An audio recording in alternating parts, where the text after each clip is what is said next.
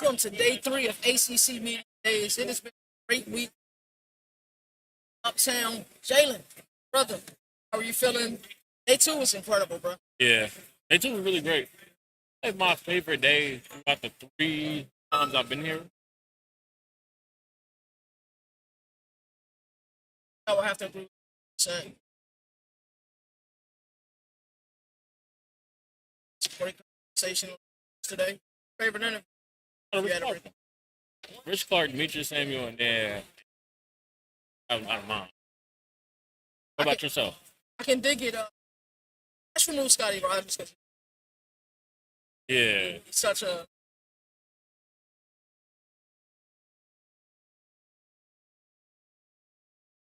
Yeah. It's going.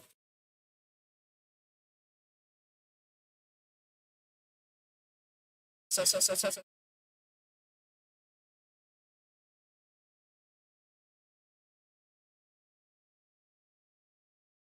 I see it. I see what's going on.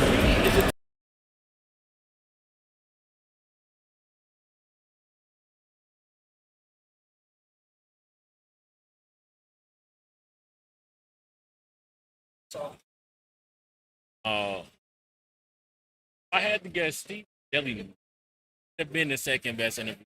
The second interview you had. Of course, Scotty Rogers unanimous number. Like they say, you taking him out the conversation for that. But if I thought you had to be a number outside of Scotty Rogers, it probably would have been Angeli. So you interview Eddie Royal and Dave. Yeah.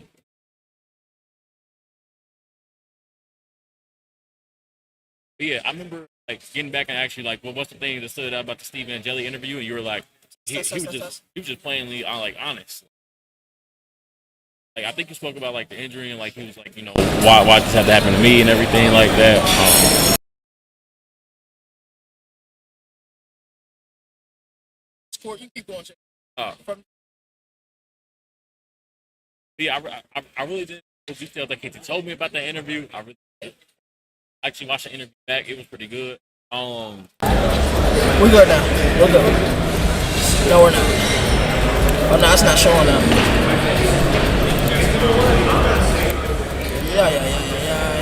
Yeah. So yeah, the Steve Angeli, like I really like when he told me that Angeli was just like honest. He was kind of more open about last season. It seemed like about his process after the injury, his thought process and everything. Am I good now? Which is really difficult for some players. Especially for quarterbacks because they're pretty much coaches on the field, so Yeah. you get that. It might be delayed, brother. It might be it's like delayed because you should be able to hear me now. I'm seeing my feet. Let me see. Yeah, I'm saying it hasn't pulled up. The video feed hasn't pulled up. You can keep talking. Yeah, the kind of coaches on the field, and they're not supposed to. They're trained kind of probably not to give too many details about something. I think that's what you want in the interview. You want the player to be more open, to say. So for the injury that he had because I think it was, and he was saying like that. They started out good, and then things kind of wavered and everything. But it started out like 4-1 when he got injured. Yeah, it were first to upset Clemson at the time because Clemson I think was a ranked team still. Yeah, and they did upset them. Yeah, so still sounded crazy. So you look at that and you just I think I'm like okay. As if the Eddie Royal, I didn't watch back. I think I'm gonna watch it. Still my stuff. I don't know what's going on, bro. This is frustrating. But yeah, my favorite Rich Clark. I tried to talk less about.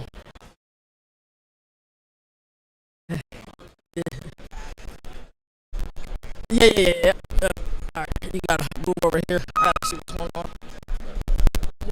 Thank you.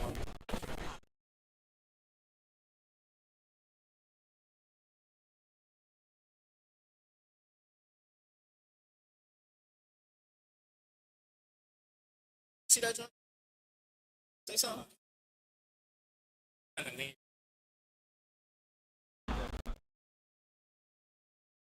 Testing. Are we trying to figure out technical difficulties right now? Okay. So we have Adam Ricky Fletcher. Fletcher. Yes, sir. Man, on your page you look a lot different. I don't know why. Yeah, I had dreads. Yeah. Yes, sir. I was like, that's not Adam. No. I was like, that's gotta be Ricky, but he had dreads on the picture. So yeah, man, sorry about that though. How you doing today? I'm good. How you doing? Doing pretty good. So I was gonna start the interview like, what made you fall in love with football? Man, just being able to take the ball away from people, playing the villain role at the position I play as in corner. That would make me fall in love with football. Villain role, okay. Yes, sir. So would you say DBs, you know, villain role, they like to talk trash. Yeah. Would you say you're the biggest trash talker on the team?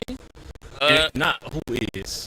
Nah, I wouldn't say I'm the biggest. I for sure talk. I kind of let my play for itself. I say the biggest trash talker on the team is a corner we got named Daniel Harris. He gonna let you hear it for sure. Okay. So I want to go more in depth on your last two stops was at South Alabama and at Ole Miss. Yeah. What about Cal and top support made you feel like Cal was the right place to be? Just the culture, just the energy Coach Tosh Laporte bring, his resume, knowing that he done coached at every level at a high level. I mean, it was just something I just had to be a part of.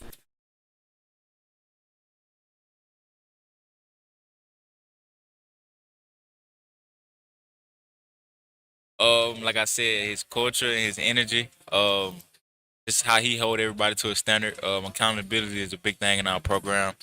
How he make you want to be great every day. I say that's the difference between him and my other coach.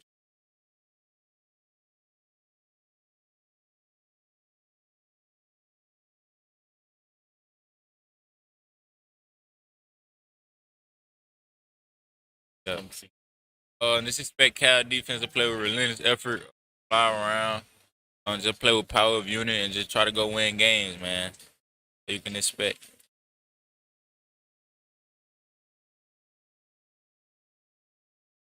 Oh man, nah, I just want to help Cal football win games, man. Go out there, play hard, play the best of my ability. That's my goal for the year. Yeah, just keep going, bro. Okay. So,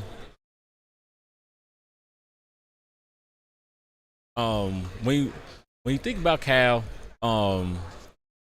you know, most people are, I feel like, kind of seeing y'all as sleepers. They're not really choosing y'all to win the ACC. Yeah. They're not really choosing y'all to even kind of be in that conversation. Many teams have a Miami, Louisville. Some people I see got Pitt and everything. Yeah. But what would you have to say to those people, to all those people this upcoming season? I mean, I just say opinions are opinions. I mean, Yeah. at the end of the day, you gotta show what you can do. May not be on a lot of people's radar, but I mean, we're gonna go out there and show people what Cal football, brand of football is. So, do you think that that can like light up, like, I don't know if I need any more motivation, but you think that can like help light a fire too, like under y'all and everything this upcoming season? Like, Yeah. try to prove people wrong. Yeah, for sure. I mean, it plays a part in just seeing it. I mean, taking on the chin. Like I said, at the end of the day, you gotta do what you gotta do. You gotta go perform regardless of they think you the best or the worst. So you gotta go do what you gotta do. Yeah. Yeah. And I think I want to ask one last question. I want to ask one last question. Dang, I think I wrapped up with that question. I'm sorry. I'm looking at my notes again for that question. Oh yeah, it was what do you think your biggest addition to the what do you think you bring to the team that helps the team the most? I feel like I bring a guy that's gonna come in every day, work as hard as he can work. That's gonna prepare like a pro. That's gonna lead guys to want to be great and just get up people's face and play press man coverage and take people out the game. That's what I feel like I bring. to the table. Okay, well, thank you, Ricky Fletcher, for coming through, interviewing you and everything. Appreciate your time and everything. Appreciate you. Yep.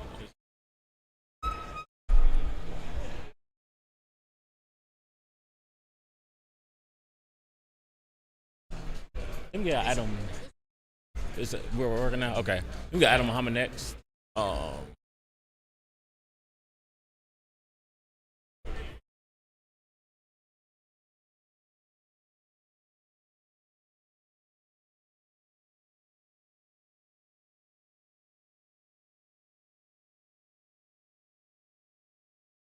Nice to meet you, Adam.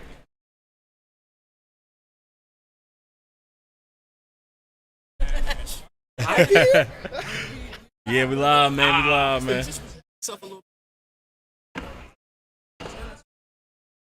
Back. How you feeling today? Good. How are you? Feeling good. If y'all don't know, this is Adam Mohammed, running back, Cal. Appreciate you for coming on the interview today and everything. Appreciate you, bro. Oh yeah, man. No problem. So I want to ask you, as I asked everybody, what made you fall in love with the game of football? Just really scoring touchdowns and just the opportunities football can bring me. So growing up, did you have like any siblings, older, younger? 4 brothers, 2 sisters. I had older brothers that played. I mean, it kept me out of trouble as well. Yeah. So Did they play football as well? 3 older brothers played football, and then 1 basketball player and ran cross country. So are you the youngest out of the brothers? Yeah. Oh, okay. The last youngest. So how was that like growing up with them? Like did that? Because you're a running back, pretty physical. So did that help with the physicality and everything? Because I mean, we all played running back. Yeah. Okay. So we were all like really competitive. Some tournaments I played up with my brother. Okay. He was like 2 years older, but like love to compete. I mean, put me out there on the football. I'm gonna go out. I do. But I'll say just knowing they're dogs. I mean, we all had the same expectations. I mean, we were athletic. Just going out there and showing what I can do. So athletic family, did you play any other sports growing up? I played basketball. That's what were you like? Were you Or really like good?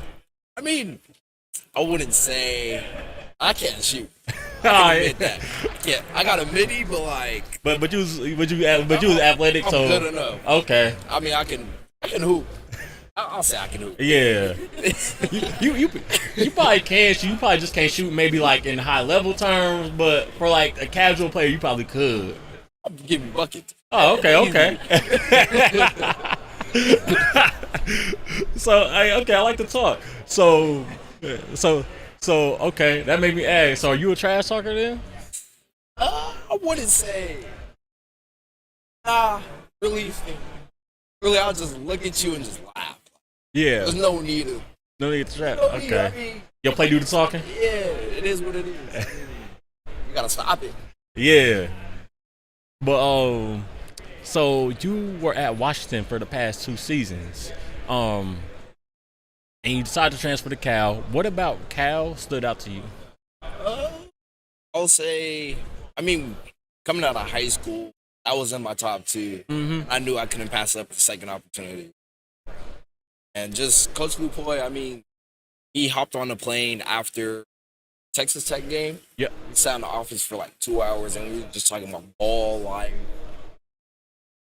just where he wanted me to be, and just where he could get me to, and just knowing he was bringing in Gordon Somerville, OC, just knowing they have NFL ties, and then my mom loved it, so whatever mom loved, Yeah. I loved. Understandable. So also now I want to ask. So Taj, you talked about Taj Lupoy and Somerville.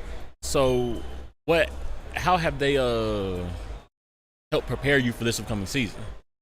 I'll say, really, iron's gonna sharpen iron. So it came with that, with the team, and then just it developed me into being a better leader. Just using my voice more because it holds a lot of weight, and then just overall, just being a better man. Yeah. Just getting better with spirit, just being better, just with God and just a whole bunch of. Yeah, and I also want to ask, like, so you had 2 seasons at Washington. How has those 2 seasons at Washington prepared you for a more? It seems like you're gonna have more of a load on your back this season.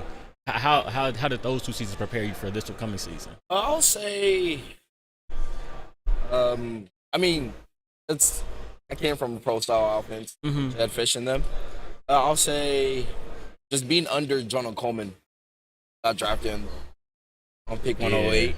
So He's just a dog. having him mentor me for my first 2 years, just I feel like it prepared me a lot. Just knowing how he felt his first 2 years and just being with him every day, just seeing how he worked. I just wanted to do the same thing, better. Yeah. So I want to ask, do you have any like cool Ty Supoi stories? Any funny Ty Supoi stories? Any intense Ty Supoi stories? You just never know. He's a character for sure. I mean, whether it's, you might see it. He beatbox. That's his hidden talent. He beatbox. He Really? can beatbox, yeah. He doesn't give off that vibe, to be honest with you. It's random. Yes, he don't give off that vibe, to be honest with you. I wasn't prepared for you to say that. So I also want to ask, what are some things we can expect from you and Cal this upcoming season? Relentless effort. Go out there, play fast, physical. For me, you can see me being elusive and just being back to look out for. Yeah. Is there any goal you have set for you? I talked to players recently and they said no, they're really kind of focused on the team. Is there any team goal y'all have set? Team goal, just go 1-0 every week. Yeah. And also, so I think Cal has some doubters. They have people kind of looking down on them. People that are kind of sleeping on them. What would you have to say to those people? It's whatever. Yeah, you still gotta go out there and play. We're the ones out there playing. You gotta practice. It's whatever. Yeah. You're a fan for. We're gonna go out there and play. Do what we do. Yeah. And I also want to ask, so you play with JKS, right? What's been the biggest? Do you have like any stories for like practice stories and everything with him? Like the crazy throws, crazy plays that you like? It's crazy how he can fit balls in tight spaces. Yeah. And just you can hear the way it spins when it leaves his hands. Just hearing that, like, damn, I gotta catch that. Yeah. So sometimes when you catch the football, like it's weird coming from a lefty. This is my first time. It is a difference. It is different. It's a difference, but like that ball be spinning. Yeah. So he's a lefty. What's been the biggest adjustment with that? Whenever he's throwing the ball to you. I really don't notice it too much. Yeah. But the ball just spins more. Yeah. Cause I always hear like lefties and righty quarterbacks is a big difference, but I never really kind of pay attention to much of the difference. To me, if you're a good quarterback, no matter what hand you throw it, the ball gonna get there. The ball gonna get there. Yeah. So, okay. So, last question. What is one thing you want to tell some of the people that are watching, some of the people that are going to watch this interview, to watch for this upcoming season for you and Cal? Like I said earlier, relentless effort. We're going to go out there, play fast and physical. We're going to score and protect the ball. You're just going to see a lot of, like, energy. Yeah. We're going to go out there, have fun with it. Just go out there and just play ball. Yeah, I can tell you're going to see a lot of energy. You came in here energetic, ready to go, laughing, joyful. Appreciate you, man. Appreciate your time. Appreciate your time in the interview, man. Yes, sir. This is Adam Mohammed. Can we get a shout out, CFB Nation?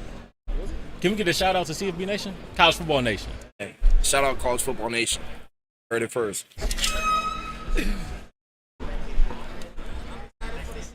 Yeah. So, what's the plans now? I'll let them know that see a live feed. Okay, and, okay. We're head upstairs. Head upstairs. Yeah. Right here. Hey, appreciate you all for sticking with us. Had a lot of technical difficulties, but it is what it is. We're live. We can't fake this. It ain't scripted. We're live. So it's all to the good. Shout out to the players we just interviewed. Shout out to my boy Jalen. Right now, what you guys are going to see is a live feed of everything that's going on. You guys get a good vantage point of Radio Row. We got some more content to get. This thing never stops. And when I tell you, I've heard from a bunch of schools for SEC Media Days, it's about to go down. Let's go.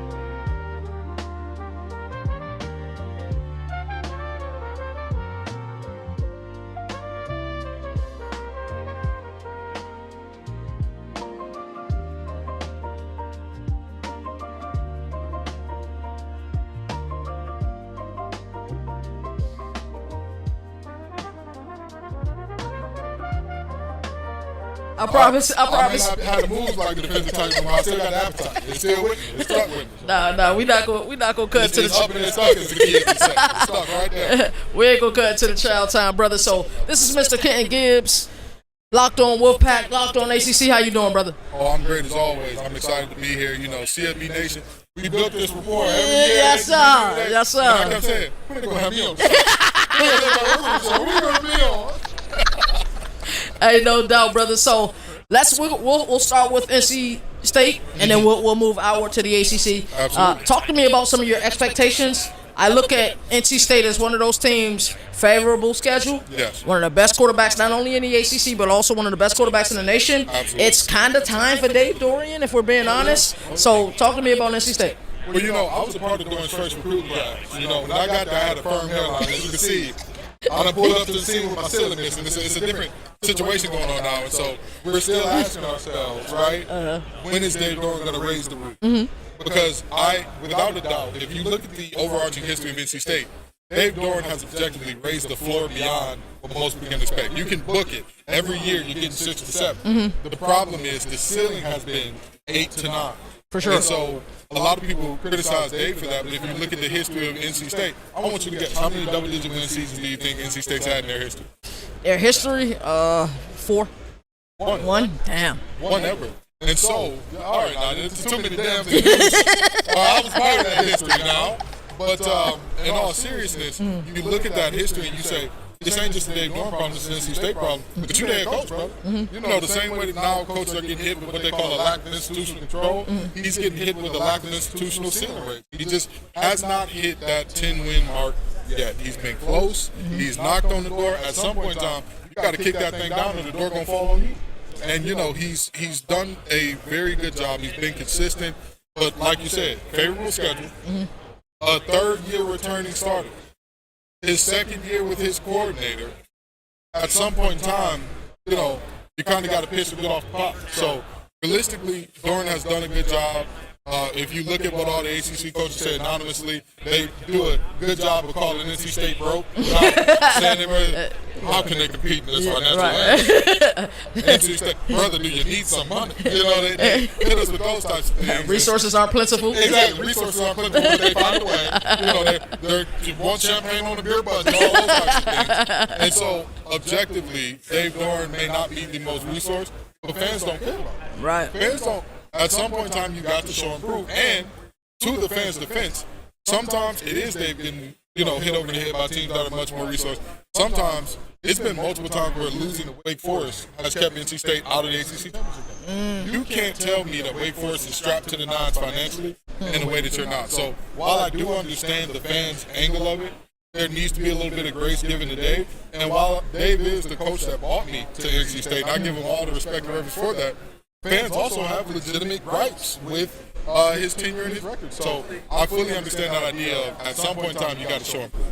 Wow, I like that. That was a lot to unpack. So I want to ask you a personal question. What has that transition been like from being on the field playing?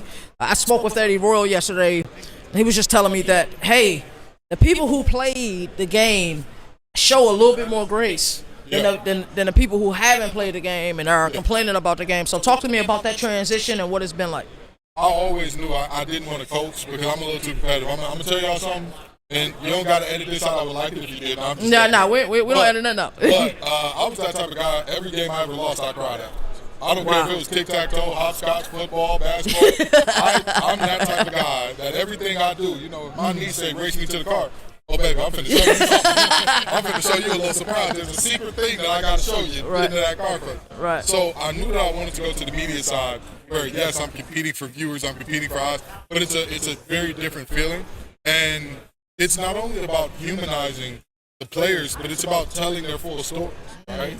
It's easy to denigrate a guy because he messed up your parlay if you don't know anything about him. It's harder to do that if you know, hey, this is a young man that's worked hard to support his family and all these types of things. Or this is a young man that's first-generation college student. Now football knows where he would be, right? And so I view what we do, and I'm one of those people that's very dramatic and I romanticize things, but I view what we do as changing the world because if you change how people view each other, right? If I change the way that you view this guy as just a helmet, as no, this isn't just a helmet. This is a young man with interests, thoughts, ideas, hobbies off the field. It's much harder to go in their DMs and send hate. I bet on you for over 75 yards and you got 70.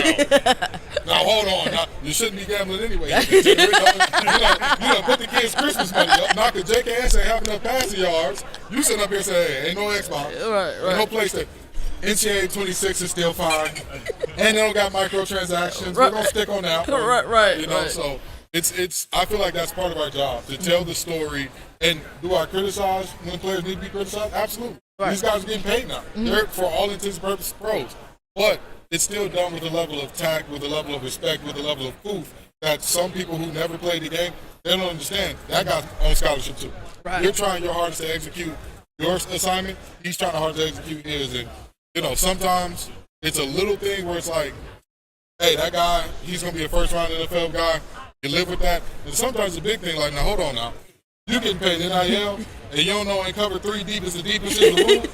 What's going on here? So, you know, it's an interesting blend in respect for the players, but also respect for the fans. It's saying, I'm never going to sugarcoat it. I'm never going to say, I've got to be nice to him because I like that guy. His mom and dad listen to the podcast. I ain't got cussed out by mom and dad to listen to the podcast before. I'm okay with that. He used to for the writing alumni. I'm all right with that. You know what I mean? Yeah. As long as I know I didn't say anything disrespectful or out of bounds, as long as I criticize the player, I'm fine with living with, hey, this guy's averaging 3 yards a carry. He might not need to be RB1. You know, I'm okay with that. I'm not okay with personal attacks and, you know, talking about guys, old ladies and stuff like that. That to me is out of bounds. Yeah, that's for the inquirer of college football. It ain't for us, right? No. Yeah. So let's look at this thing from a broad scope, right? Let's do it. We truly do understand that, hey, this sport, in my opinion, the best sport that there is, and the falls are beautiful. We still get amazing play. I thought, like last year, I thought that the American Conference had the best overall play out of all the conferences. We go back to 2023, that Pac-12, that last season was, fantastic. I mean, cinema, like you said, chef's kiss. But we do know that in the offseason, this thing rear its ugly head. I was telling my boy Jalen yesterday, I learned more from the legal stance, you know, temporary granted injunction. How many times have we heard that verbiage offseason? Do you think that the Protect College Sports Act can be a start for getting some of these things and you know, fixed in the right direction? And what is your fear if we don't get this thing fixed? Because we just talked about resources. Some of these schools are running out of resources. Yeah, and it's a very interesting dichotomy, right? The Protect College Sports Act, part of me feels like the intentions are good, but as the elders would say, the road to hell is paved with good intentions. Oh, yeah, for sure. And what I feel like the Protect College Sports Act is right now, before I get into what I think it is, who was at the table? Who was at the table? Saban. It was Saban, Urban Meyer, a bunch of coaches, ADs, ADs, from Notre Dame, ADs and coaches, right? So the people who made their millions, Nick Saban's kids would never have to work. Right, for sure. Nick Saban's grandkids never have to work. Gordon G was another guy that was there too. Urban Meyer, all those guys. His kids will not. They don't have to work. Right. If Daddy say, "You take care." Yeah, of it, you're good. Right. But how did they acquire that wealth? Under what landscape did they acquire that wealth? Yeah. A landscape under which the labor force in college football, which I hate to do it, but it's overwhelmingly black first-generation college students, overwhelmingly, have provided y'all with the ability to live these comfortable lives because they weren't getting paid. So my biggest problem with the Protect College Sports Act, in its inception, the players are not in the room.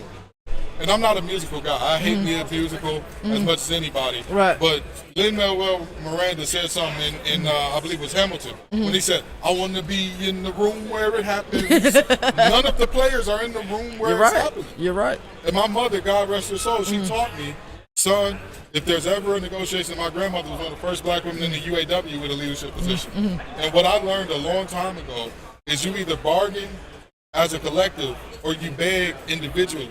Wow. And these young men don't know they're on the cusp of being in the beg individually stage. And so, again, I think that the Protect College Sports Act, I see the vision and the idea.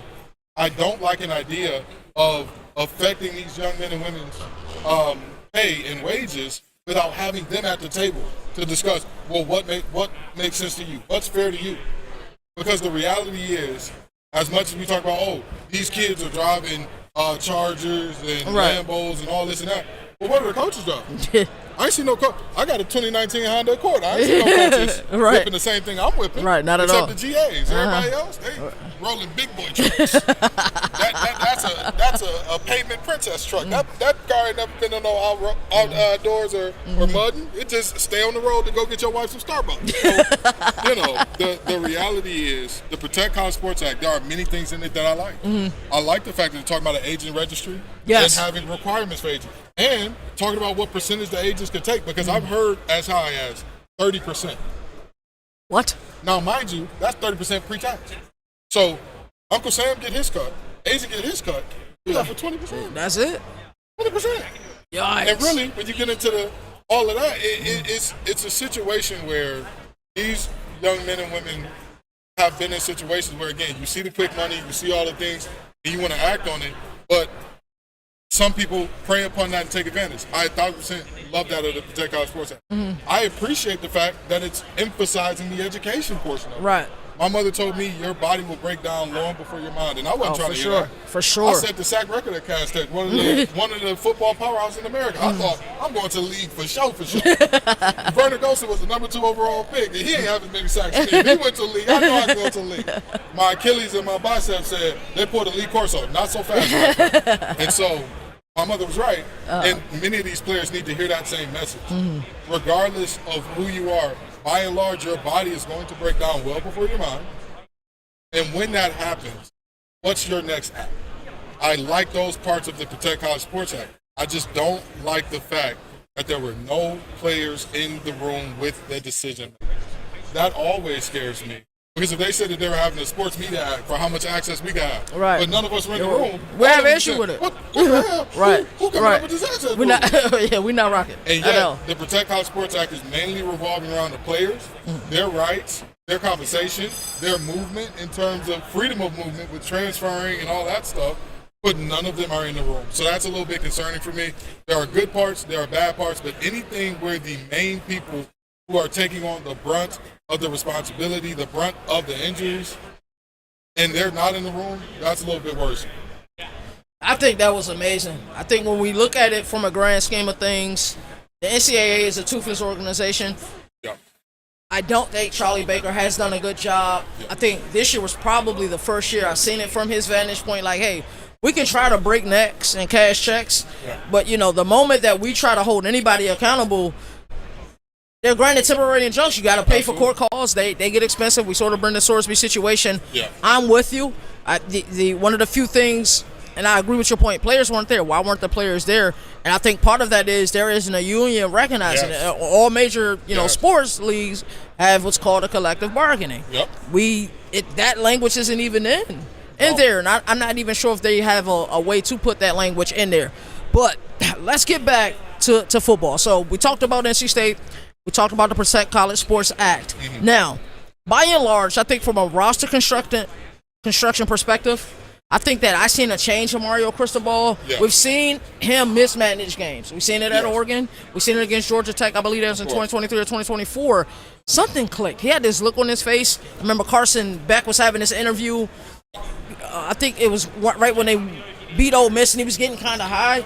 And, he kind of, one more game. We still got one more game. So I do think they are the best team in the conference based on roster. Now, we've seen them lose a game to Louisville last year. They shouldn't have lost to SMU. So give me your top 5 teams in the ACC based on what you've seen and based on, future predictions. The thing about all these preseason top 5s and all that, I'll be the first person to tell you. It's only because people like me and you got to eat right. We need evergreen content. Exactly, because we don't know what these guys are going to look like. And we're seeing rosters used to turn over at about 15 to 20% every season. That's it. Now we're seeing 30 to 40. Right. Half of your roster down there is new every year. So we don't know who you're going to be. But when you talk about Miami is benefiting. I think they're one of the greatest beneficiaries there is. Oh, for sure. In terms of NIL for 2 prongs. Number 1, Miami got that money. Carissa didn't say spend that stuff out of Miami because they poured down there. You know what I mean? Right. They ain't struggling. Bro. Right. But even beyond that, think about how many players like a Leonard Taylor and guys like that left Miami early and didn't even have success in the NFL, didn't get drafted because they thought, I'm going to get paid. Now, Carson Beck got one Lamborghini stolen. He said, I'm all right. I'll give me another Yeah, give me another one. Ruben Baer riding around that Kevin Thomas photo, Phantom, because I always wanted one. So, those they're benefiting from that, and they're doing a heck of a job of just the best recruiter there is winning. And that's what allows you to take Duke's quarterback and say, hey, come with me. You want to boss up your life? All you got to do is get in with me. You bring your wide receiver one, too. We'll bring you your wide receiver one. We need Cooper Barcade as well. We got Tony. We got some other things. So you just won't be y'all two no more. So I think Miami is, on paper, by far the best. The only question marks that they have is cohesion on that offensive line. Yes. They lost a lot of starts between Bell, between CC and all that. Multiple guys that were high draft picks in the NFL now gone, and everybody's just like, well, it's Cristobal. He's going to put together a great offensive line. It don't work like that. No. It don't necessarily work like that. Now, Cristobal may have it work out like that, and obviously a quarterback as good as mentor, they say love covers over a multitude of sins. No, a great quarterback covers over a multitude 100% of sins. And so I think that they're number one in the conference. You cannot name anybody else at number two and not take your serious outside of SMU. Okay. He going to like that one right there. PJ Williams, one of the best offensive tackles in the nation. Legit. Came out of high school as an Under Armour All-American. Everybody knew what he was going to grow into. He took a little detour at Texas A&M and came back to Dallas and has shown up and shown out ever since he's been there. And, of course, KJ. I mean, he wasn't the starter. He said, hey, Preston, you don't know what to do. You don't know what to do with all that starting quarterback spot. Come on, you got to share that. You got to share that. And took it right up off him. But he's been one of the most prolific quarterbacks in not just the conference but the country for the last few years that he's been a starter. And I'm going to tell you something. That is a team. Excellence is now the standard. In the last 4 years, they've been to 3 conference championships, won 2 of them. They've been to the playoffs. They've been to the highest mountaintops. And mind you, we're talking about a team that jumped up in level from Power 6 to Power, or from Group of 6 to Power 4. Yep. And so, what Rhett Lashley has done, what Kevin Jennings has done, and yes, that defense is losing a lot, right? With Kobe and company, they were ball players, dudes. I still think that they've got some really good ball ahead of them. And offensively, I mean, they are what they are. Kendrick Raphael, I think, is one of the most underrated transfer guys that you could name. And I'm not just saying that because he started at NC State. Look what he did at Cal. Yeah. He lit it up at Cal. He was a pressure release valve for JKS. And so to see him now go to SMU, it brought a tear to my eye. I said, you gonna keep it confident, keep trying to whoop on us? Right. Why you couldn't go to the SEC? Go somewhere else. We're tired of seeing you, Devo. But you got them, I would say, as number 2. And number 3, some people might not like this. I'm not a big believer in Lincoln Keynotes, but I'm a big believer in Brian Brown. I'm a huge believer. Nobody's a bigger fan of Isaac Brown except his mom and his old lady. That's it. After them 2, I'm the 3rd place in the Isaac Brown fan club because he has the uncanny ability, and shout out to Chris Johnson and his battle with ALS. We have not seen the ability to stop and start, to hit that next gear in that way since Chris Johnson. I don't think we've seen it at a high level. Isaac Brown, I tell this story all the time, that JMU game last year, they're bottling him up. He's got like 10 or 11 carries for 15 yards or whatever the case may be. They're backed up, right up against their own end zone. And Isaac Brown said, yeah, we in trouble, 95-yarder. Yeah. What's that? The defensive coordinator probably just beating out his chest. Go get me a safety, boys. Get me a safety right now. And the next thing you know, he's seeing run. I said, get me a safety, not get out the way safety. Jesus Christ, what's going on? So I think as long as you got Isaac Brown, I think he's such a good back. He puts you in a position to compete. And obviously defensively, that defensive line, they're always going to hunt, right? They've had a tradition of guys that coming into the season, you might not know who they are. By the end of the season, they're definitely there. I mean, Ashton Gelati was a guy that wasn't super highly heralded until he blew up, and now they got that transfer from Army. I don't know how he got out that military, but I ain't gonna have no question. But now he's balling out over there. So I think that you're looking at a situation where Louisville has shown improvement. We could take Jack Plummer to an ACC championship. We could do it with anybody. We could take just about anybody on there. Right. And my 4th place team is a team that a lot of people don't like to hear me say, but they had the quietest 9-win season in all of the ACC last year. Wake Forest. Huge fan of Jake Dicker. I think Wake Forest can sneak up on some people. I think that they're still not getting their proper respect. And I would not be shocked at all to see Jake Dicker and company. People going to hate on me for that and say Gio Lopez is terrible. He was playing for Bill Belichick last year.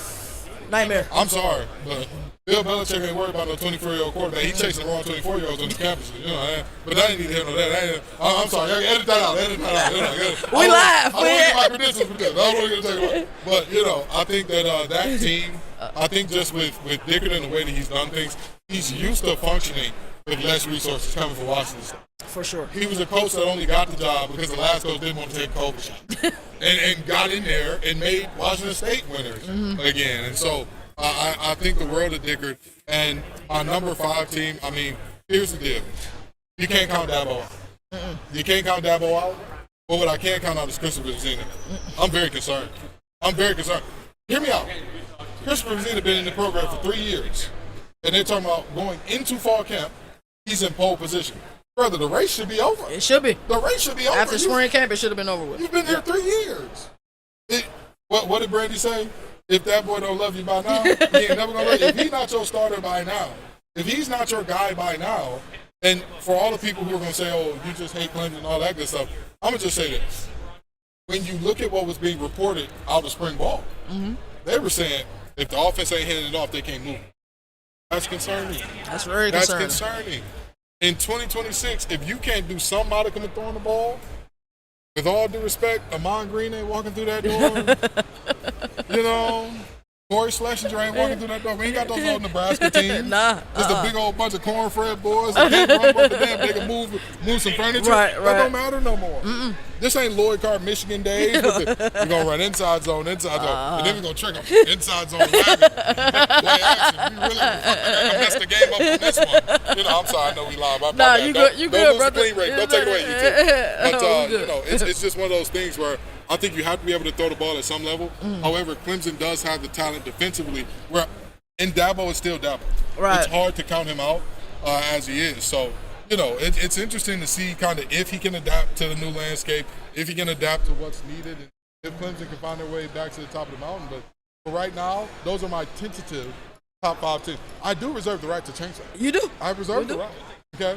You got until about the last week of fall camp. Let me tell you, because players get hurt in fall camp. They do. I tore my Achilles in fall camp the first time. I did not know that. That's crazy. My true freshman year. I worked my way up from freshman squad to the 2 deep, and my Achilles said, "Pop goes the weasel." So, you know, guys get hurt all the time in fall camp. Barring some major injuries, things may change, but those are my top 5 right now. I love it. Microphone decides to act goofy again. Oh, Lord. Yeah, now you good. It was working for a little bit, but we mobile, agile. That's all right. Exactly. We innovate. We figure it out. Right. So you can go ahead. All right. It's not popping up. You can just talk to this one. You go. Okay. So, alrighty. So you talked about your top 5 teams.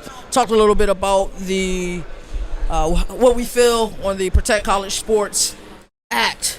We're going to switch seats because we're going to do something special. Okay. This guy loves college basketball, and I know he wants to talk college basketball with you. We know we at the ACC football kickoff, but we're gonna talk a little bit about it. Listen. As long as you don't talk no Will Wade, we good. We good. Don't you talk no Will Wade to me. Don't you? I might have to walk off this set then. You telling me, that's like telling Harry Potter, I love Voldemort. He's such a great guy, that Tom Riddle. See, I can't trust him. I can't trust him.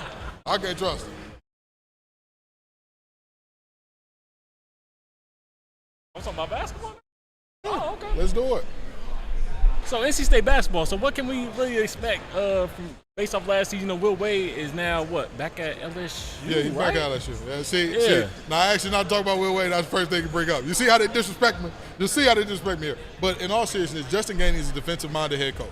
That's where he hangs his hat. And the interesting thing is, he brought in a lot of scorers. Yeah. He didn't bring in a ton of guys that defense is their calling card. So the question is, how do you find that balance, right? Yeah. How do you find that balance between defense just being effort and hard work, and some of it is natural. You got to have the ability. You got to have size. Yeah. You can be the hardest working 6'6" guy in the world. You're not going to be a great rim protector at 6'6" in the ACC. It just ain't going to work out that way. So, you know, they've got the size. They've got scores all over the place. They got multiple three-point shooters. I believe we're looking at about 4 or 5 guys right now that are projected to be in the starting lineup that all shot 35% or better from 3 last year. Yep. But a lot of those guys are taking a step up in terms of competition. So you're wondering how that's going to translate, That's right? fine. I mean, ballers are ballers. Exactly, and have game will travel. So Yep. we've seen that. So when you talk about what to expect out of NC State, a team that brings a lot of pace, a team that's gonna a team that's gonna work hard, a team that's gonna definitely defend every shot, which Yeah. is very different from what we got out of Will Wade, right? Will Yeah. Wade's whole thing was there are certain shots that you allow and da-da-da, and Justin Gainey is like a complete 180. Every shot that goes up, we need to have a contest on it. Very interesting to see that. So ultimately, you're getting a team that I think they're going to be one of the hardest playing teams in the nation, despite whatever physical limitations they do have. So I want to ask you. So you talked about earlier about like NC State, they don't want to give out all the resources to the football team, right? If I'm not Right. mistaken. I felt like when Will Wade got there, they Yeah. kind of gave him the money and was like, go get us a roster. Real. Well, So what do you think the difference is in like, because it seemed like they were more open to giving Will Wade the money Yeah. versus giving NC State football money. yeah, well, I think that's Now It's- it's against a different roster. and I think size and it's everything. a tough thing in that I don't think that NC State has intentionally underfunded football or been derelict in their duties to fund football. Yeah. I just think that a good college football roster, good college basketball roster, it's different levels. You know what I Yeah. mean? Like even if you say, hey, it all comes out of the same pot, it's still a different level of expectation because in football, you've got to pay your third string or your second string edge rusher some good money. Yeah. If he's, you can't pay that guy peanuts. Yep. And then you look at basketball, I don't think you're paying earn that money because Yeah. he played well.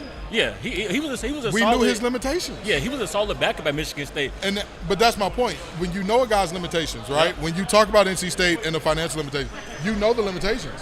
So it's hard for me to sit here and say, oh, Trey didn't deserve that money. No, I think he deserved it. Yeah. And I think that it was a situation where NC State was paying everybody, Yep. even including guys that weren't going to play. Yep. And I think you run into a problem there when all 15 are making money. All 15 ain't playing. Mm-hmm. All 15 ain't playing. So I'm not talking about no $5,000 and no little candy money. These guys were making real money.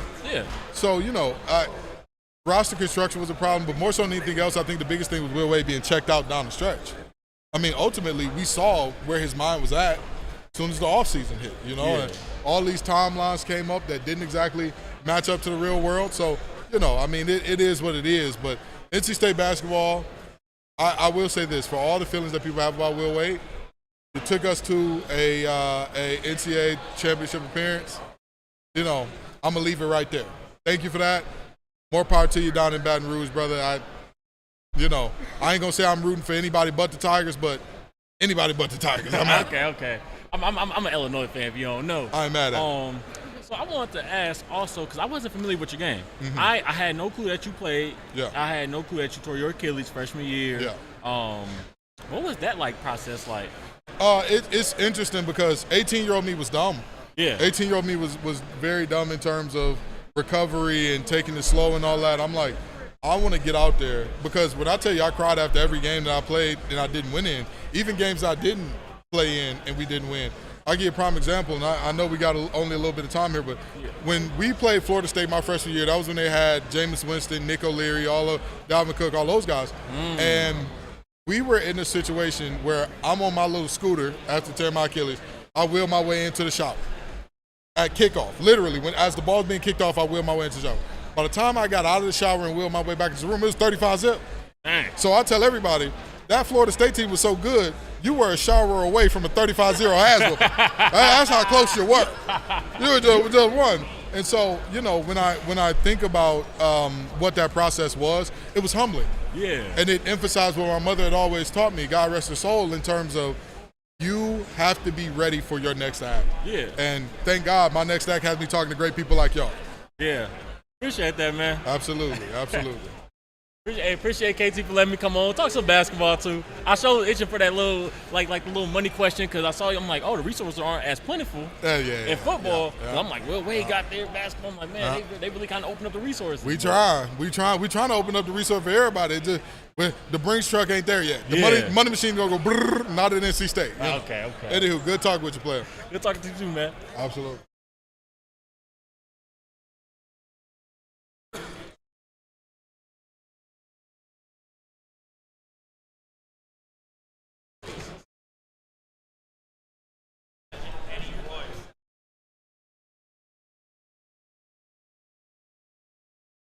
had to do some technical stuff, so I was like, I talk basketball anytime. I talk basketball with a 4-year-old if he's talking. had to think on the fly real quick.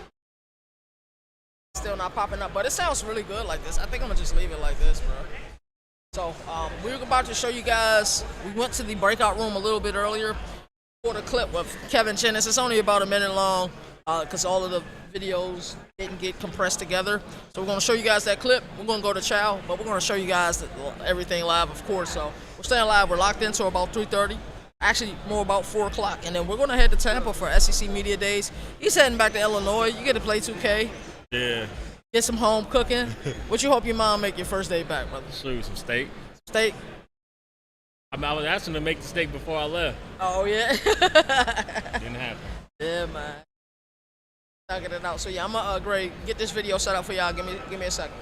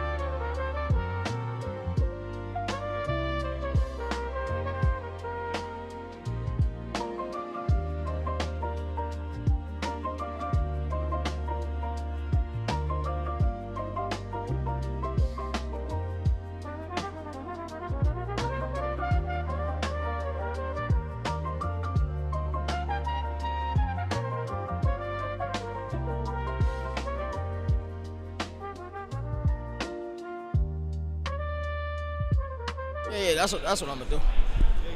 I forgot I can take the mic with me, to be honest with you. Hold on. Okay. I forgot I Yeah, gotta we're take good. this with me. Yeah, we're good. Ah, man.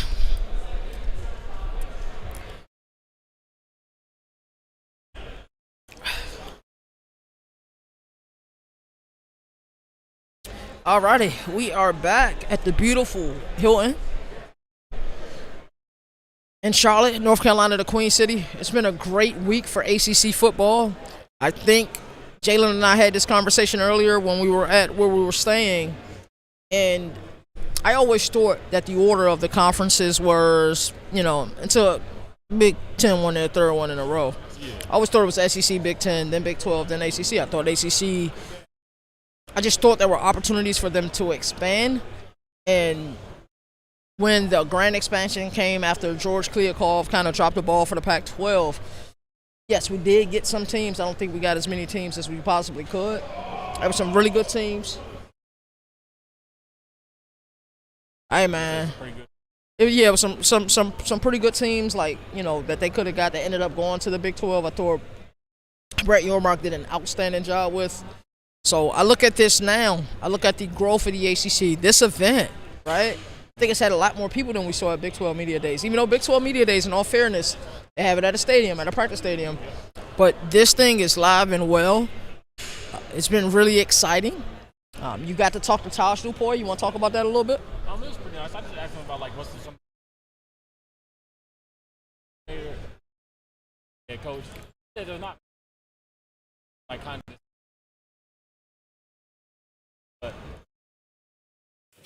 But he didn't really say, like, there was, like, he kind of looked for the same thing as players. He looked at players that kind of are, they're talented. And I fixed it. yeah. So that's kind of what he said. Then I asked him, like, how did his past roles, head coach role, first job being head coach, but coached in the NFL, coached college, of course, past 3 seasons in Oregon. And, he just like, he would say, always, basically, he's always been prepared for take on a head coaching job. And he said that his past stops, he kind of just been preparing how he always prepared. There ain't nothing much changed. Right. He's still the same coach, just a different title, basically. Gotcha. And we did have a little bit of a technical difficulty. Like I said, we're having some disappearing acts with these microphones. You want to set that up, brother, on that platform. Hear you a little bit better. So it's been really interesting being here. No. Keep that in. Yeah, close it. There you go, brother. And it's probably not working anymore. Nah, we good. So. Yeah, we're good.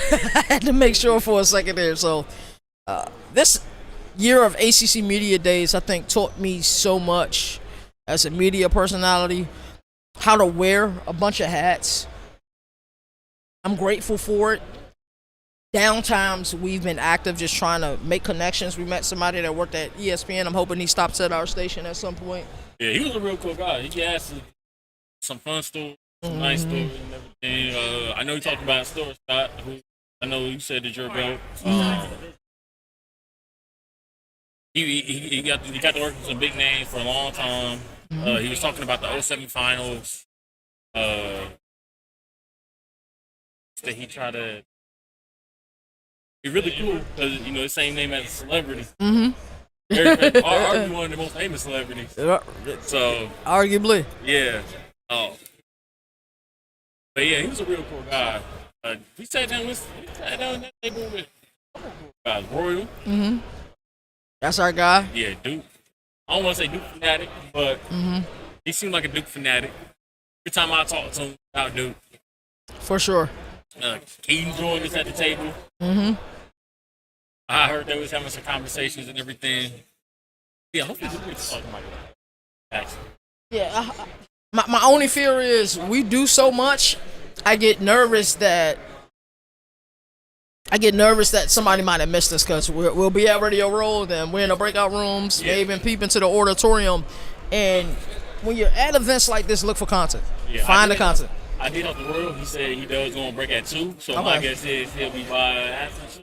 Okay. All right, yeah, it'd be good to have a conversation with him about UNC and Duke. I think he goes to both games a lot. So as far as football is concerned, basketball is all Duke. Yeah. Yeah. I don't think you can even mix and blend like that, right? But what you talk to JKS about? We talked about a lot. We talked about the process. Just last year, battling with Devin Brown. Yeah. So becoming the guy for the team, and I then forgot that was the quarterback that he battled with. yeah, Devin they Brown were was both here. right? They were Yeah. both here last year. I was supposed to interview JKS, I but they talked to ran out of Devin Brown, time. I think. Yeah, they ran out of time because I think Moon and Justin Wilcox had such an amazing conversation that it just went way over. So I didn't get an opportunity to talk to JKS last year. So I made it a point this year to go find him and go talk to him. And we talked about a lot, bro. We talked about the process. We talked about being at winter workouts, spring camp, gearing up for fall camp. We talked about Jordan Somerville, their new offensive coordinator. We talked about, he said he thinks it's an NFL pro-style system. He thinks it fits it really well. I asked, have you played college football 27? I said, yes. I said, do you use yourself? He said, no. I thought that was pretty interesting. Yeah, I mean, I think the O-line's supposed to be pretty good, but the O-line in the locker room, I was playing Fred Director Mike. You lost that game too, didn't you? I did. Shame. They cheated me. They cheated you? Mike, you hear this malarkey over here? You'll hear it in a second. Yeah. Adam Mohammed talked about Somerville as well, talked about the different style of offense. And he also talked about Todd Slimsville and how they've been kind of the same thing and how they've been getting ready for this upcoming season and everything as well. He's a credit director Mike said Jalen was trash. He to me is a downhill, one cut type slasher type back. Yeah. I think that'll fit the system. When your system is predicated on the ability to run the ball, building up that play action, Yeah. I think it's going. Look out for Cal. You really want to look out for them this year. But yeah, JKS and I had a great conversation. I asked him to pronounce his name. We all pronounce Kiwi wrong. I can tell you that. Wait, pronounce Kiwi? No, Jaron. How you say it? Yeah, it's like Jaron. I forgot how he said it, man. And Sagapolutele is how it looks. There's an un in there, like with a lot of the Hawaiian-based names. There's like a UN sound. Yep. So that's in it. So I'm going to listen to it. By the time the season starts, I'm no longer calling them JKS. Okay. Yeah. I remember one year you did that. Was that with Talia or was that with It might have been with Talia. Talia? Yeah. It might have been with him. Could have been his brother though. Tua was always pretty easy. Now, I'm saying the last name. No, it was DJ. It was DJ. oh yeah, DJ U. Youngalo. Yeah. You start saying it just like you heard the on and that as well. So And once you know it, it's pretty easy too. Mm-hmm. But DJ Youngalo name is a little bit easier than JKS's name. yeah, it is. It's a three-parter, so it's not the easiest thing to do in the world. So, what would be your overarching thing as you go home, board your flight back to St. Louis, then to Illinois? What would be some of the lasting memories of ACC Media Days and something that'll get you excited for the upcoming football season? Seeing what SMU do. I want to hear Mike talk about them throughout the season. Mm-hmm. Uh, We're invited, by the way. hearing, I'm gonna go through. So So this media day make me want to go watch Keaton's content, Royals content, and other people's content as well. It's after like big games. I Yeah. want to see what they have to say. Whether it's an upset, whether the team got upset, whether it's a blowout loss, Right. whether it's a close loss. This media dance kind of like got me really amped for this season right now. Like I'm like, man. Creative I really director want- Mike just said the same thing. Yeah, Like he's like- excited for the season. Like I'm gonna go home and watch some Kevin Jennings highlights, and then watch the best quarterback in the ACC, Bailey highlights. Mhm. So, like, yeah, this it really got me hyped. I think I'm gonna go home I'm definitely starting an ACC dynasty with somebody. Like I'm excited for ACC ball. You guys know we got SEC Media Days coming up, American Media Days coming up. Have some confirmed interviews as well. What were you about to say? And I got to talk to like Rich Clark at Tom Luganfield. To me, I enjoy talking to the players. Love it. Love talking to quarterbacks and love talking to coaches. But some of those execs, some of the intel you get from them is crazy. And can I tell you what the good part is? Yeah. They're always so energetic to talk about college football, and not just college football, just kind of what they do in general. Like Rich Clark, wasn't just college football. He loved to talk about the air. I think the difference is you got guys that are in positions where they have to be brand ambassadors versus guys that are learning to be brand ambassadors. Yeah. So, I think it's like if any of these other stations wanted to, interview us, we would know how to, conduct it. Not saying that the players don't, but the execs, that's what they do 24/7. They're trying to get more money to put on whatever event that they're putting on, whether it's the College Football Playoff, whether it's the Peach Bowl, whether it's the Cotton Bowl. These are all guys that we're talking to. Tom Luganfield and his job at ESPN. Eddie Royal. That was I did not shout him up early enough when we had this discussion earlier. Eddie Royal interview was an outstanding interview. We just talk football, bro. And that part of it is just fantastic. Did you ask him the D'Angelo Hall question? I did. He told me that he prepared harder for that than he ever did in his life. He said because B. Marsh was injured. I did not remember that. What team was he? The Broncos. This was September of 2008. So he's on the Broncos, and he said he was the number 2 wide receiver. He said he should have had 2 touchdowns that night. Because he said one of his OGs, I think said Darius Jackson, told him that, hey, because if Nabby Osama checking you, he going to put them paws on it. You know what I'm saying? But your Nabby was shut down. Huh? Are they?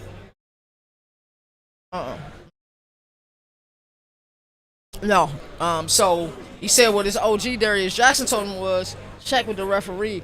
Take a slight step back, because he's a smaller stature guy. Yeah. And he said the one that he got jiggy on, check with the referee. Instead of taking a semi-step, he said he took like a yard or 2 back, and then the touchdown got called back. So he talked about that moment. He said, part of the reason he went to Virginia Tech was, one, he wanted to play in the great state of Virginia. He's a Virginia kid. 2, he's also the youngest of like 8. So I know he got tortured, right? Oh yeah.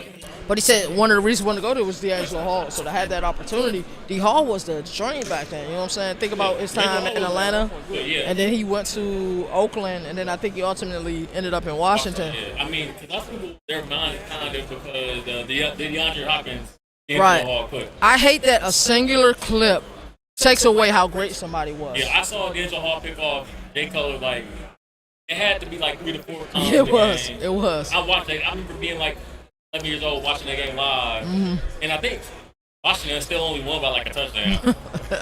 So I think they had McNabb at quarterback. Wow. He's either McNabb or Grossman.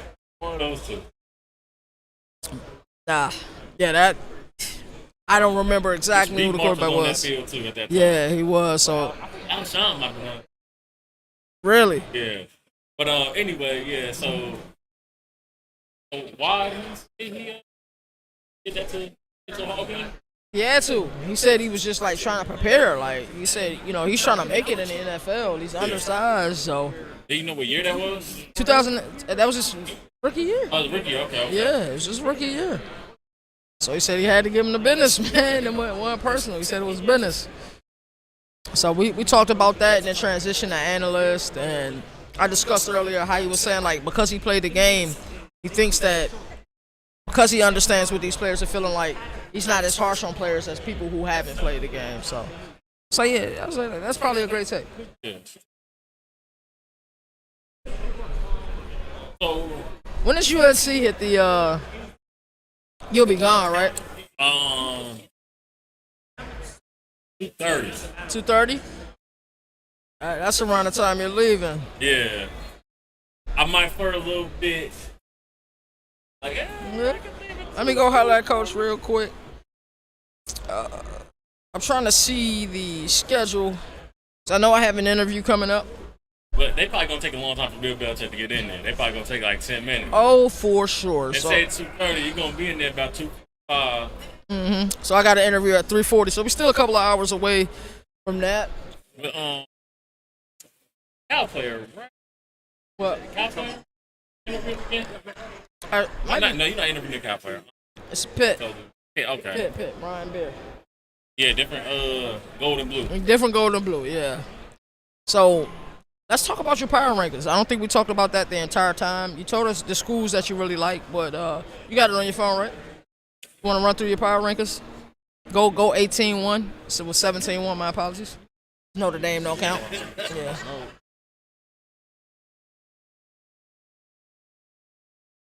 So 18-1.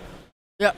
Stanford, Boston College, UNC, Wake, Syracuse, Duke, FSU, Cal, NC State, Tech, UVA, Clemson, Virginia Tech, SMU, Pitt, and Miami. So you got Miami at 1, Louisville at 2. Now here's why I say interchangeable. Pitt, SMU, interchangeable. I can see SMU being at 3, and Pitt being at 4, Pitt being at 3, SMU being at 4. I can also see a world where SMU was at 2. Okay, and then But Louisville's not dropping below 3. No, they're not. I agree with you there. Where do you have Virginia Tech at? Right below SMU. Florida State is at what again? 9 or 8? 8, 9, 11. Okay. Wake Forest. Why are you so long on Wake Forest? Gio Lopez, I don't trust him. And I get it. Kenny was talking about Bill Belichick and everything. Belichick only call the plays. Gio Lopez got to go out there and make the throw. Oh, hate. I just don't think I can trust him. I think systems matter. That's something that I've always said. I'm a X's and O's guy over a Jimmy and Joe's guy. I would never get in a pissing contest with somebody over naming players. That's just not going. That's not my wheelhouse. That's not what I care about. But I don't think last year Chapel Hill was conducive to success because there was so much news outside of football going on there with the girlfriend Jordan, the job she was given there, some of the things. Oh, she's actually on the sidelines. Just Bill Belichick being hired in general. Yeah. News all the time. They had him on ESPN. A Monday night, Sunday night game? Yeah. Against TCU? TCU. And it was I bought like 2 minutes of the game. Yeah, it was BTA. I saw TCU was up like 14-0 or 21-7. I'm like, oh, yeah. So, how you feeling about Billy Edwards?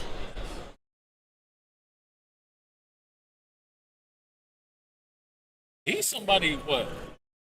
Who was he at before? Wisconsin, before that, Maryland. And before that, it was like Georgia Tech or Wake Forest. Yeah, he's somebody it's hard to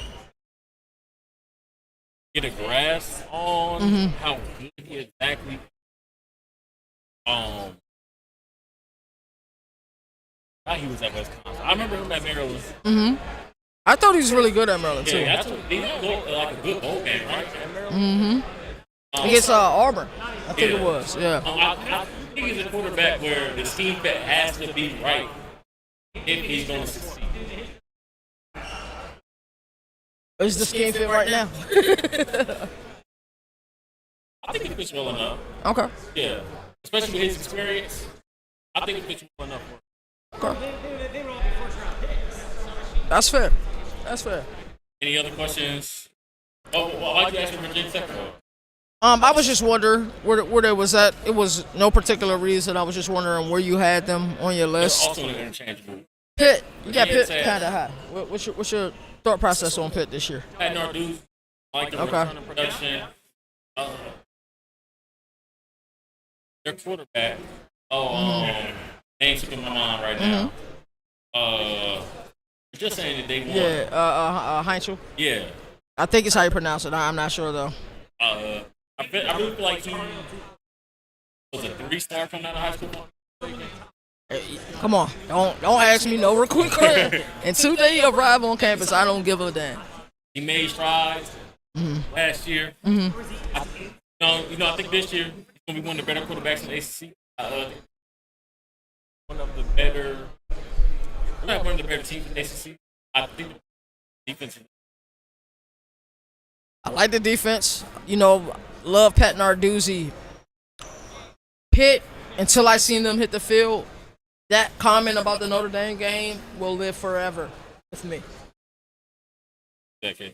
It will live forever, bro. Robbie gonna say, you do this a lot. Nah, bro. I don't care about robbing myself, bro. Don't matter who the opponent is, right? You can think it. You can say it behind closed doors with your coaches. Yeah. You don't say that to your team. And you damn sure don't say that to the media. We can lose this game by 80, cuz? 80. Harvard being true. All right. I like him. I let you know. Come on, bro. That's crazy. Well, I think I got Virginia Tech, Clemson, yeah, kind of like interchangeable. Where do you have Duke at? Low. How low? I got them right below FSU. At 12? Yeah, I got Cal above FSU. Okay. You know, I like Cal. And I get it. I mean, I think many of the teams I got above them are valid, though. Like FSU, Cal, NC State, Georgia Tech, UVA, Clemson, Virginia Tech, SMU, Pitt, Louisville, Miami.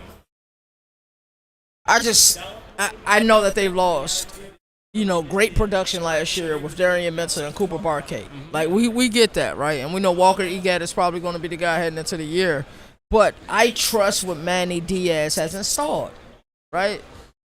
Not saying they're going to be as good as they've been in the last 2 years or even win a, you know, ACC championship. But I don't know, like, trust factor for me is higher than most. Yeah. But I know I'm not, you know, ignorant to the fact that they don't have the best roster construction. So, to me, that's the most interesting thing, to be honest with you. And I don't know if Manny Diaz is a echelon. Good coach. I don't think he's up. Okay, what coaches in the ACC are better than him? And keep in mind, who's done more with the same type of talent? That's what about the talent I got? I still did well with it. Okay, go ahead. Who's your list? So Cristobal, I think, is better than him. Jeff Brown, Pat Narduzzi, Brett Lashley, James Franklin, even though he hasn't coached a game in the ACC. Yeah, of course. We're not arguing any of those. I would say Brinky. Yeah, for sure. Tony Elliott, Dabo. Tony Elliott? Oh, really? Bro was about to get fired last year, bro. You don't think so? Okay. Not better than Manny Diaz, no. But the rest of them names you say for sure. But yeah, I don't agree with that one. That's crazy, cuz. I mean, I don't know. I think Dabo too. You know I don't doubt Dabo. He's still the best coach in this conference. That has not changed. That will not change. Yes. Not better than Cristobal. Not better than Brown. Look at Dabo's resume. Look at their resume. It's clear cut. It's clear cut. About 10 years ago, 6 years ago. Not even 10 years ago. I'm talking about ACC dominance. I'm talking about winning ACC championships. That's what, 2 years ago, going on 3. I mean, all right. He won last time NC State won a football championship in this conference. Wake Forest, Syracuse. I don't think he's worth any of those coaches. I mean, and the beat goes on. You know, Boston College. But even Jeff Brom, like, I get he did. Well, Duke won one last year, right? Yeah. But at the same time, it's like, I don't think he's a better coach right now. So you saying with the same resources, Mario Cristobal's a better coach than Dabo Swinney? I don't think so. Okay. I think that's fair. Who's up next in the? For having the resources that he do got. Yeah, we're not gonna blame him for that. I see what you're saying there, 100%. Who's up next in the media breakout room? It is Wake Forest. Wake Forest. Let me see that bad boy. So this is what time? 1:30 is the time they took. In the auditorium or breakout? The breakout room. Okay. What time? 1:30 is technically what time they get done with the auditorium, but the breakout room they go in there right after. Okay. So they probably been there 1:35. Okay. So we are going to go see Wake Forest in the breakout room. Mike is going to take you guys back to the main video. I